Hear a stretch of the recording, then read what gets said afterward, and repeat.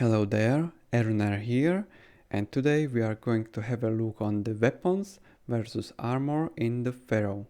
This is the newest patch with the High Tide 3LC, so let's have a look. We are starting with the tier 1 units, which have around 20 to 25 armor. On this graph you can see that two-handed weapons are usually dealing the highest, and they usually have the charge bonus in order to deal damage. If we want to know which unit is good without charging, so we will follow the blue line and we will see that one-handed axes are going to be the most dominant in early game. One-handed spears and swords are kind of similar in this regard. Next, in the second tier, we have armor around 40 to 45. Some units can have more, some less. And the differences are a little bit smaller.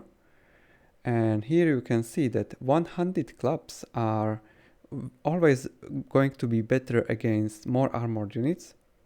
But against lower units and cheaper units, you should be using at least swords, one-handed spears, or maybe two-handed variants. In this graph also you can see that one-handed axe is having still way more than sword or spear.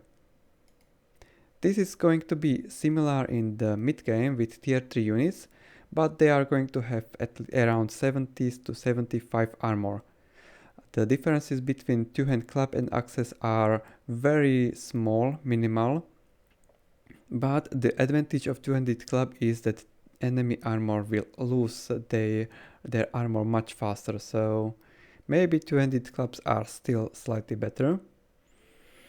But if your unit is having a shield, it might be better to bring the one-handed axe, at least it is if we have less than 75 armor. Otherwise, one-handed club might be a lot better. In the tier 4, which is going to be a late game, we still can see that one-handed axe is still better for majority of time.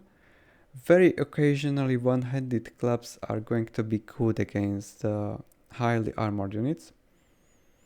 And our poor one-handed spears are going to be on the bottom as always.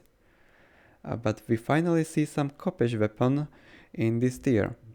Khopesh is doing similarly as sword, but slightly better.